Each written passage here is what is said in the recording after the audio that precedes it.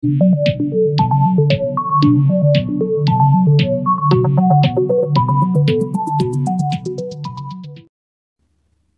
Hello दोस्तों, welcome to smart educare. जो आज हमारा वीडियो होने वाला है वो मैं लेके आया हूँ कि what after 10th can commerce become your stepping stone to success. जिन स्टूडेंट्स का भी इंटरेस्ट कॉमर्स फील्ड में आ रहा है, मैं उनके लिए कॉमर्स की सारी डिटेल्स लेके आया हूँ इस वीडियो में। तो चलिए शुरुआत करते हैं। मैं पहले आपकी सारे डायलेमास क्लियर कर देता हूँ जो आप पूरी सोसाइटी से फेस करते होगे अभी जो प्रेजेंटली 10th में है। जो एक पहला ओपिनियन लोगों का आता है, जो 99% लोग आपसे पूछते हैं कि व्हाट आफ्टर 10th। आप कहते हो भैया कॉमर्स लेने की कोशिश कर रहा हूँ, कॉमर्स लेना चाहता हूँ।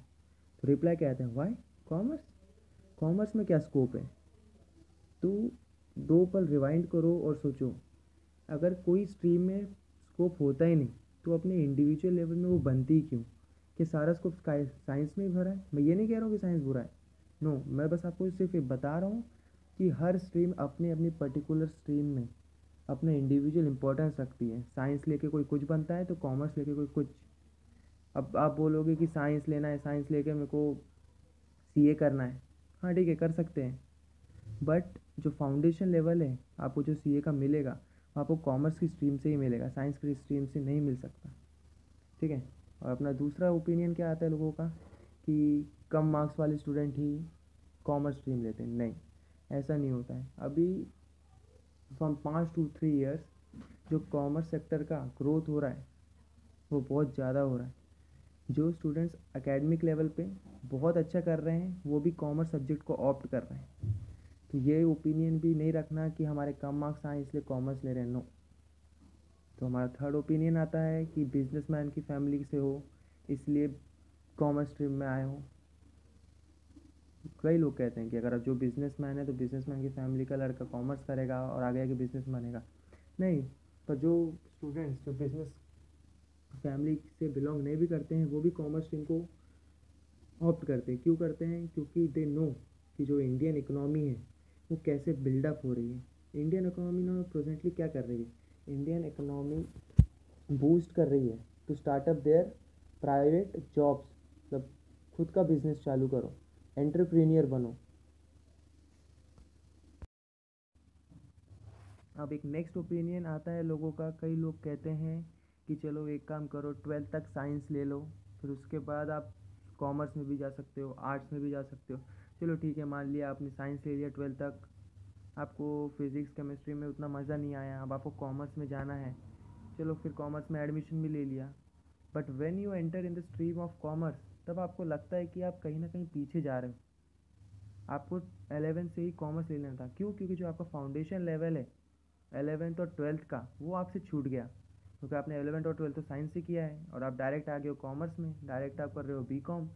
तो आपको थोड़ी सी डिफ़िकल्टी लेवल जाती है कि आप, चलो मान लो कोई भी स्टूडेंट है आपका, भैया है कोई, किसी ने 12th लिया है साइंस तक, फिर उसके बाद कॉमर्स किया, तो उनसे पूछना आप कि आपको कितनी डिफ़िकल्टी गई, मतलब उस एनवायरनमेंट में सेटल होने में।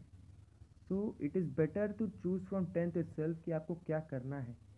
तो चलिए बिना देरी करे शुरू करते हैं कि why to choose commerce, what will happen in commerce. हम फ्यूचर में कॉमर्स लेके क्या क्या कर सकते हैं, हम क्या क्या बन सकते हैं। Can commerce provide us what we want, हमारा इंटरेस्ट किस तरफ है। Commerce is one of the popular streams that a student choose after completing their class 10th board exam. Commerce stream क्या करता है, स्टूडेंट्स को wide range of career options देता है after completing class 12th that will give them a sense of financial security and make them successful. Commerce stream आपको financially आपको secure भी बनाता है, साथ साथ आपको सक्सेसफुल बनने में भी मदद करता है। The main factor in commerce is the diversity that this subject offers to the students. आप बी कॉम कर सकते हैं, आप बीबीए कर सकते हैं, आप बी कॉम ऑनर्स कर सकते हैं, आप B com honours in economics कर सकते हैं, आप बीबीए कर सकते हैं जिसमें बिजनेस एडमिनिस्ट्रेशन होता है, जिसमें आप जाके इन्वेस्टमेंट बैंकर बन सकते हैं, बहुत सारी जॉब्स कर सकते हैं, मैनेजमेंट एचआर मैनेजर बन सकते हैं, रिसोर्स मैनेजर बन सकते हैं, एक्सेट्रा एक्सेट्रा। अब जो स्टूडेंट एक्सीलेंट है with the numbers and good in examining and dealing with big numbers and data, जिसको नंबर से खेलने में मज़ा आता है, जिसको सर्वे करने में अच्छा लगता है और इकोनॉमिक्स और फाइनेंस का थोड़ा बहुत सेंस है, तो उनके लिए तो कॉमर्स एक बेस्ट स्ट्रीम बन जाता है जो वो परस्यू कर सकते हैं, क्योंकि उनका इंटरेस्ट बिग नंबर्स में ज़्यादा है। तो दोस्तों, कॉमर्स करते करते जब आप कॉमर्स सब्जेक्ट ले लेते हो, कॉमर्स करते करते आपका एक माइंड जो है वो एक बिजनेसमैन का माइंड बन जाता है। तो आप क्या करते हो उस फील्ड में, आप खुद ही इमेजिनेशन कर सकते हो कि मुझे आगे क्या करना है, किस बिजनेस में सेटल होना है, एक्सेट्रा एक्सेट्रा। तो अब चलिए हम बात करते हैं कि आप कॉमर्स कौन कौन से कॉलेजेस में ले सकते हो, कौन कौन से बोर्ड में ले सकते हो। तो जो 4 बोर्ड हैं वो है सीबीएसई। आप central board of secondary education में एडमिशन ले सकते हो। इसके लिए आपको कुछ नहीं करना है दोस्तों, बस वो पर्टिकुलर सीबीएसई जूनियर कॉलेज में जाना है और वहाँ जाके वो उनकी जो क्राइटेरियाज़ है वो फुलफ़िल करना है, तो आपको वहाँ पे भी एडमिशन मिल जाएगा। आपका नेक्स्ट रहता है बोर्ड, वो है आईसीएसई। उसमें भी अब सीबीएसई का सेम क्राइटेरिया रहता है, वो पर्टिकुलर कॉलेज में जाना है, वहाँ पे 11th-12th की जो भी एलिजिबिलिटी है वो फुलफ़िल करनी है और आपको वहाँ पे भी एडमिशन मिल जाएगा। जो तीसरा होता है वो आईबी, इंटरनेशनल बैक्लरेट। तो आपको वहाँ पे भी, तो आपको उस पर्टिकुलर कॉलेज के बारे में, उस जो पर्टिकुलर बोर्ड के बारे में भी स्टडी करना पड़ेगा और जो उनकी एलिजिबिलिटी है वो फुलफ़िल करना पड़ेगा, तभी आपको 11th-12th में वहाँ पे एडमिशन मिल जाता है। और अपना जो लास्ट है वो है स्टेट बोर्ड। स्टेट बोर्ड में एक सेंट्रलाइज्ड प्रोसेस होता है जो ऑनलाइन होता है दोस्तों। तो जो आप फिल करते हो और आपके जो मेरिट लिस्ट के बेसिस पे आपको उन पर्टिकुलर कॉलेजेस में एडमिशन दिया जाता है। अब जो पर्टिकुलर एलिजिबिलिटी क्या होती है इनमें दोस्तों की, जो मेरिट लिस्ट है, जो स्टूडेंट के ज़्यादा मार्क्स आए हैं, ज़्यादा परसेंटेजेस मिले हैं, उन्हें पहले एडमिशन दिया जाता है। उसके बाद वो जो जो लिस्ट है वो कम होती जाती है, मतलब वो कट ऑफ के बेस पे रहती है। अब आपको मैं समझाता हूँ दोस्तों कि सब्जेक्ट इन कॉमर्स, कि आप कॉमर्स में क्या क्या पढ़ोगे 11th-12th में। पहला सब्जेक्ट रहता है आपका इंग्लिश। इंग्लिश तो एक पर्टिकुलर वही रहता है, लैंग्वेज सब्जेक्ट रहता है जो आपने 10वीं में पढ़े हो, बस वो सेम 11th-12th में रहता है, कुछ ज़्यादा उसमें डिफरेंस नहीं रहता है। तीसरे में आपका आता है ऑप्शन, हिंदी, मराठी, आईटी। तो जिस बच्चा जो सेकेंड लैंग्वेज है, जिसको हिंदी ज़्यादा अच्छी लगती है, ज़्यादा अच्छी स्कोर कर सकता है हिंदी में, वो हिंदी ले। जिसको मराठी, जो मराठी बैकग्राउंड से, वो मराठी ले। और जिनको दोनों नहीं लेना है वो आईटी भी ले सकता है। और जो तीसरा है सेक्रेटरियल प्रैक्टिस। सेक्रेटरियल प्रैक्टिस में क्या होता है दोस्तों, आपको बताया जाता है कंपनी लॉज के बारे में, कंपनी लॉज के बारे में, बिजनेस ऑर्गेनाइजेशंस के बारे में, जॉइंट स्टॉक कंपनियों के बारे में, वेरियस वेरियस जो कैपिटल मार्केट है, स्टॉक मार्केट है, इन सब चीज़ों की जो जानकारी दी जाती है आपको, वो काय पे दी जाती है, सेक्रेटरियल प्रैक्टिस में। सेक्रेटरियल प्रैक्टिस एक ऐसा सब्जेक्ट है दोस्तों, कि अगर आपने 11th-12th में उसका ये कर लिया, पूरी अच्छी तरीके से समझ लिया, तो आपका जो वो है फोकस, वो सीएस की तरफ ज़्यादा होना चाहिए। कंपनी सेक्रेटरी जो करस्पॉन्डेंस में मदद करता है, हम लेटर में मतलब पार्ट 2 में इसके बारे में डिस्कस करेंगे, मैं पार्ट 2 बनाऊंगा इसके वीडियो के ऊपर, कि स्कोप स्कोप के ऊपर कॉमर्स का स्कोप कैसा है। अब सेक्रेटरी, कुछ कॉलेजेस क्या करते हैं दोस्तों, जो सेक्रेटरियल प्रैक्टिस है, एसपी एसपी के ऑप्शन में मैथ्स रखते हैं। या कुछ कॉलेजेस क्या करते हैं, जो ओसीएम है, ऑर्गेनाइजेशन ऑफ कॉमर्स मैनेजमेंट, उसके ऑप्शन में मैथ्स रखते हैं। तो मैथ्स एक ऑप्शनल सब्जेक्ट है जो आपको मदद करता है काय में, एक आपको मदद करता है एक ऑप्शन लेने में, कि आपको मैथ्स लेना है कि एसपी लेना है कि ओसी लेना है। तो सेक्रेटरी प्रैक्टिस क्या है, एक थ्योरी सब्जेक्ट होता है, और ओसी भी एक क्या होता है, थ्योरी सब्जेक्ट ही होता है।